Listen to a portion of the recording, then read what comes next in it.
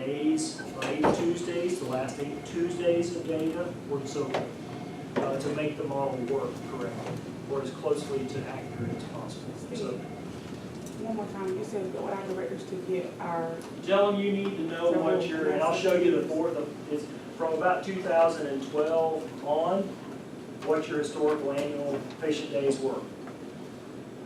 Somebody should be able to tell you that, whether it's finance or director or somebody. That number is there readily available.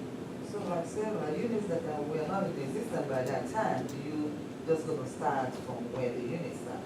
Yeah, or from where the unit started. Yeah, that is correct. Yeah. And I think just about all of us have been in existence. I mean, you guys have been up since 2014, so you've almost got enough days. Days for a year, right? Like I'm told Yeah, about a annual year. patient number of days. So for instance, on this, to compare, so you guys know, look at your budget grid, and you'll see where the volume in patient days at the bottom grid says, for instance, in 9th ortho, it's 6,714. That's the projected annual number of patient days. Okay, so you have an actual number of patient days because of your midnight censuses every day for that year, for those years. And that's what I would like for you to try and find and then plug into this so that you can kind of tell us how your forecast ran. And I'll show you where it goes in here in just a minute. All right. So forecasting. So basic principles. There's a whole, as you know from the paper, there's a whole bunch of models for forecasts. There's everything from a naive model of taking last year's number and saying we expect that to increase or decrease by 10% this year. That's what's termed a naive model. All the way up to what's termed Monte Carlo simulation. I could actually run a simulation package on data and stratify it based on how risk averse you are in projecting next year's data. We're not going to get that complex. So there's all kinds of different models and different complexity and the amount of data they need to generate a forecast. The points to remember is they are rarely perfect. I've never met a perfect forecast. Okay? Why is that? In any process, what is there? Two variables. Random variability. In any process, there's random variability.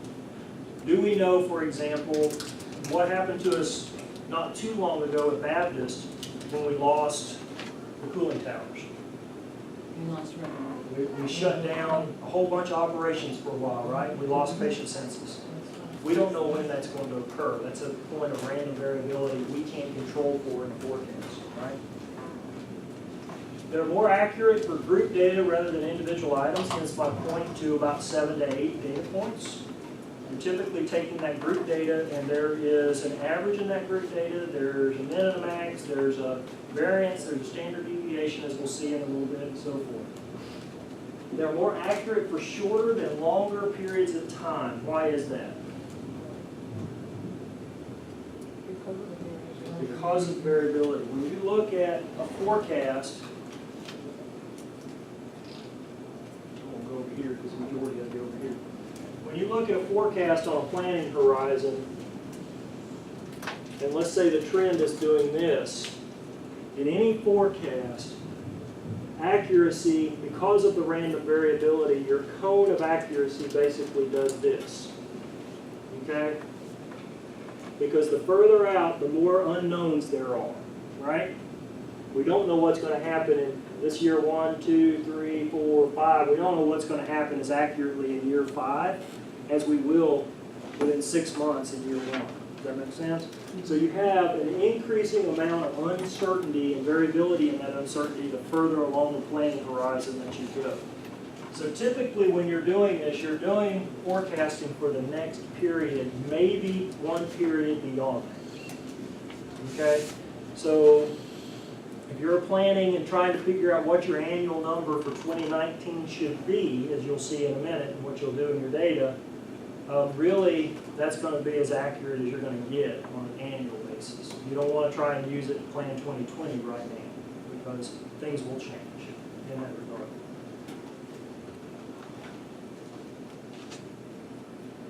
Oh, come on. How did you hang up?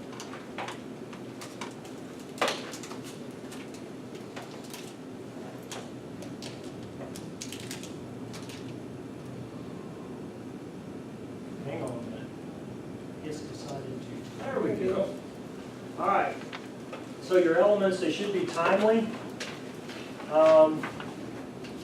They gotta be accurate. The degree of accuracy should be stated. You're gonna see this in this tool I give you. That's why I gave you the article. So start getting you familiar with the language of the error rates that are in a forecast, because that is important. They gotta be reliable, in the sense that they have to accurately, fairly represent what's occurred in the past as a predictor of the future, okay? You can't go out and say, well, I think, from a qualitative standpoint, that we're gonna stop doing C-sections next year, because I don't like C-sections on the manual. That's not gonna fly, number one. But is that gonna be reliable, because are you gonna be able to come through on that in your prediction? No. They have to be expressed in meaningful units. From a demand standpoint, what is our meaningful unit? We gotta talk that terminology again, right? So that we all are on the same page about what we're talking about. So when we talk in here, patient days, that's our meaningful terminology, right? So, and we'll get into this in a minute, is patient days the same as absolute census? No. No, why? Well, 'cause one would be midnight. So in midnight, no, because of your length of stay, Okay. okay? Because on all of your units, what you'll find in your data, if you add it up, and so example here at Ninth Ortho, 6,714 patient days, right? The Oh, actual absolute observation. census, no, it actually, doesn't matter in status or out status. Okay. The absolute census on this unit is about 2,600 bodies that came through that unit in a year. Why the 67 versus 26? Because of the length of stay per patient on average of about 2.8 days per patient. So you take that 2,600, whatever, roughly that number times length of stay, you get to the total number of patient days. That make sense? So it's your midnight census, so if that patient's there for 3 midnight censuses, they have 3 patient days on the unit, right? And that's how that works. Those are the meaningful units. Make sure you're not inadvertently putting it into some other context that isn't what our expectation is. When I say meaningful units in the ambulance world, it's number of 911 responses, right? Number of times the ambulance gets dispatched to a call for demand. You gotta be in writing, gotta be simple to understand. So you have two types of, and you have to use both of these, and this is a very, we're gonna talk numbers today. This is a very stringent point I wanna make. You have both quantitative and qualitative factors in the demand. Quantitative is that number that we're gonna generate here in a minute. For each one of your units, the qualitative issues are your judgment, your opinion, subjective and non-mathematical. It could be that latest, greatest change in your environment. You've got some piece of inside information about a change in care, a change in standard that could necessitate a change in census, or a change in length of stay, or a change in labor input per patient day. Like I talked about, best practice as an example for orthopedics is what? Getting the patient up, getting them moving, right? Faster you can do that, the better outcomes they have. It takes a lot of labor to do that, relative to the number of patient days you're talking about. There are strengths in that you can incorporate the latest changes quickly into your forecast and make adjustments. There is a significant weakness in this, that you can bias the forecast and reduce accuracy. In our environment, what would be one of the biggest qualitative right now, hopefully not soon, but one of the biggest qualitative biases that we have in forecast accuracy of labor around patient census and patient days? We talked about it earlier. Acuity.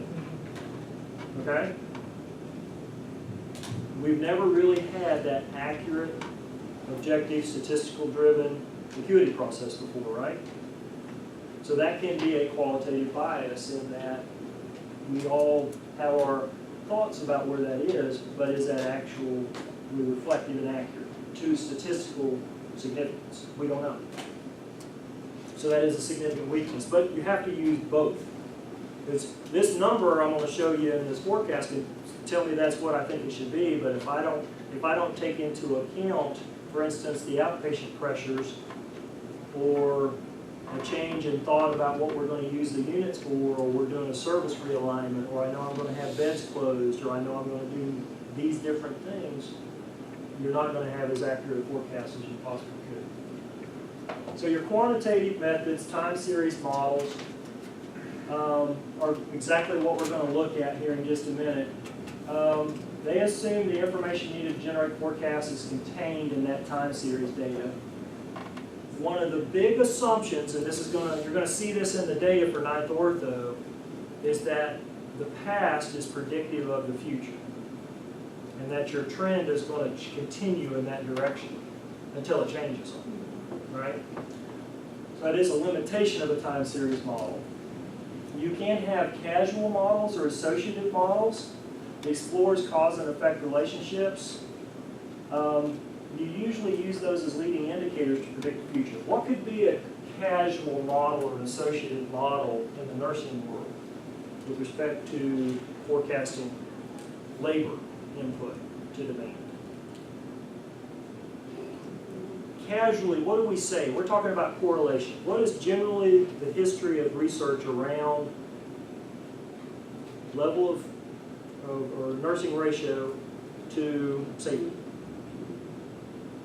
the higher the ratio, the better the ratio, or the lower the ratio, safer environment, better outcomes? Right. Those are those kind of casual issues that you have to take into account. But you can't do this in isolation. Remember I said the strategy? You can't do this in isolation of just looking at a number. That's kind of that rub between finance and clinical, is that finance is just looking at the numbers, right? Okay? That's your job to be that kind of conduit between that to say, okay, that's all good and well on a 25th percentile, but I've got data that says reliably if we do this, it will produce X change in these relational issues on the unit with respect to patient outcome, HCAHPS scores, employee engagement, or whatever it may be. But you have to be able to defend that statistically through correlation analysis or regression analysis. So we talked about time series patterns, and you're going to be looking for these patterns in your data, and you're going to find them at some point, okay? You may have a level or horizontal pattern. As long as Sarah doesn't open any more beds, she's running pretty much at capacity, right? Given where she's at right now, so she's going to see that her data is pretty horizontal right now until she steps up 3 more beds, and then it steps up, stays horizontal again. You may see a trend pattern either up or down overall, where your volume's increasing or your volume's decreasing. You may see a seasonal pattern. Where would we see seasonal patterns? We talked about this before. With the flu? With the, How about Copay, insurance elective copays on surgeries. elective surgeries? You're going to see that seasonality around when people's copays are met and when they are willing to have a surgery, right? we see it, Versus yeah, when they put it off. we see it with respiratory, patients with respiratory, Yep. COPD. That you do, unfortunately, because they will delay care. And we're seeing that more and more because of high deductible plans and high copays. People are delaying care and putting off care that they otherwise need because of that, unfortunately. And you see a cycle. The flu season is more secular in that it occurs once a year, typically, right? So that may be an example of a cycle where we really bump up in the winter, and we're done, we come back off. You're going to see this in ninth ortho's data here in just a little bit.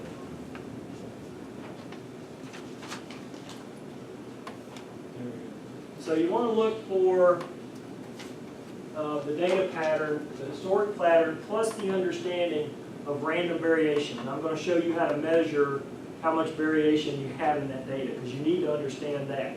You could be really tight and a low variance around your mean or your average, or you could have a really big variance around your average and have to be a little looser in terms of how you plan for it. And we'll talk about that. You're going to have, on the long term, data fluctuation around a constant mean. That's just a fact of life, and that's that variation. You're looking for the trend, seasonality, and cycle. So we're going to look for all of these things in our data. And the cycle is a pattern created by economic fluctuations, more so, hence copays. Happens typically where you get that spike at the end of a cycle when the copay issue. You cannot predict random variation. Fact of life. You can understand it, you can understand the accuracy of your forecast around it, but you can never predict when a bus crash is going to happen downtown. Or what? 1,000-year flood. Or the 1,000-year flood, to be honest with you. Well, on average, you can say it's every 1,000 years. When it comes in year 700, then you're 300 years off and you're random variation. So what are you going to do? So this is an example of ninth ortho data. You remember I said a circular pattern? Right? So they're up here, down through this time of year right now, and then historically back up as people come to the end of their copays. Okay?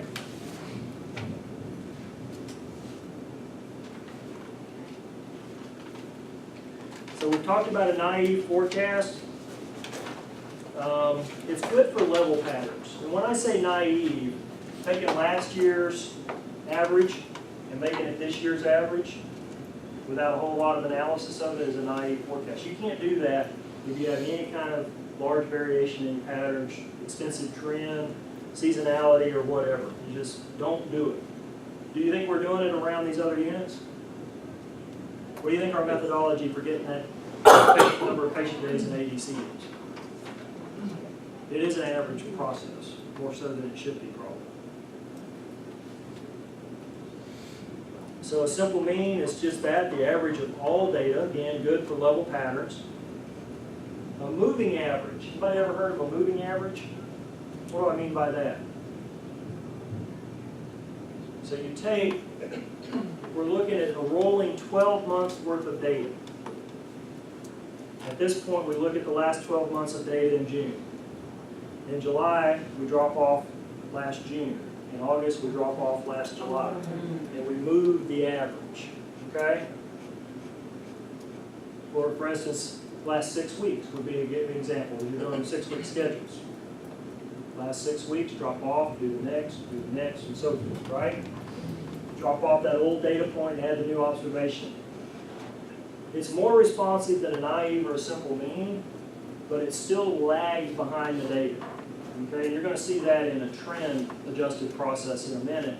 Whereas when I say lags behind the data, if this is our actual data line here, and we're forecasting, and we started our forecast here, and then we go here, we're still lagging behind where this actually was. So you can under forecast or over forecast. Okay, that's a real problem from a budgetary standpoint, because if you underestimate, you'll be short on labor. If you're overestimating on a down cycle trend, you're going to be over budget significantly. Okay? And as you move seasonality, particularly in the ninth ortho data right now, and the pressures on it, that's exactly what's happening, is that they're over budget in that. It's not necessarily anybody's fault, but that's what's happening. All right, a weighted moving average. What do I mean by weighted moving average? So we're going to look at 3 months worth of data, and we've got this upward trend. So we're going to look at this last 3 months worth of data here to predict here. We could say that we value this because this is an upward trend, so we really need to pay more attention to what just happened. So we could say, we're going to say this is worth 10%, this is worth 30%, so that's 40, and this is worth 60% of what we're going to do from an average standpoint. So it takes this number, 6 times 60%, this number, plus this number times 30, plus this number times 10% to equal 1, or what my prediction for here is going to be. So it's weighting the importance of this more so than this. Okay?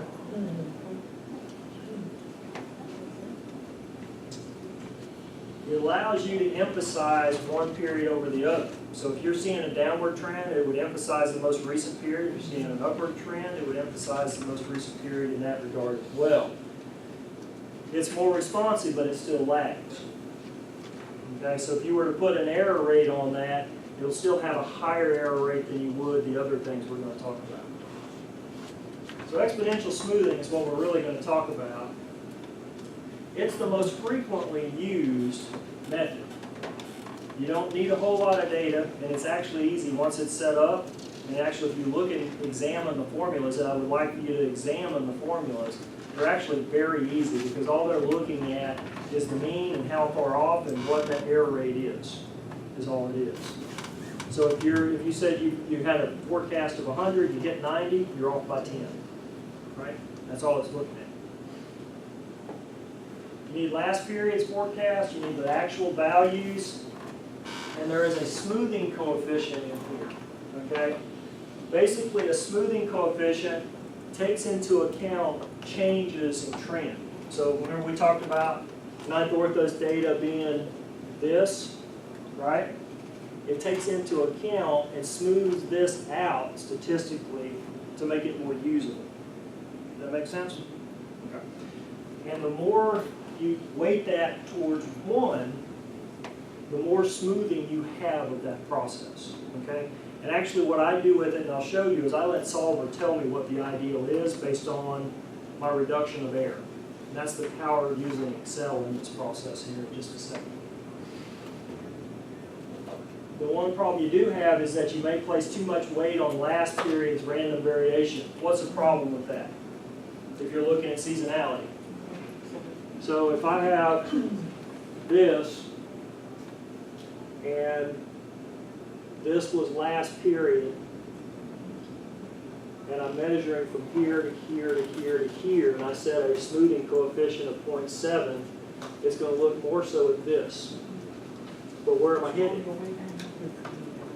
So you do have to be cautious in that regard. If you see that you're at the top of the hill or at the bottom of the hill, you may adjust that smoothing coefficient to down more to reflect these, which would be a 0.1 or a 0.2 versus a 0.8 or a 0.9 to look at this last period. Okay? And I'll show you that in the model in just a minute. So let's select the right forecast. It's really about degree of accuracy. And in this world we live in right now, where the company is performing or not performing, degree of accuracy is everything for us right now. Because why? Cost is involved, but more importantly for y'all, if it's inaccurate and it's undervalued as an example, are you putting pressure on your nurses to work harder with less because it was undervalued? What's going to happen eventually? Burn out, and they're going to leave, right? But if we overestimate, and we've got a whole bunch of plethora of nurses, then you have that potential too. Now you can meet your budget, you're low censusing them, and then you get that aggravation of they're using their PTO. And they're gonna leave and because they're they gonna have no leave. So you see where degree of accuracy is very important in this? Okay. There are different models for 3 months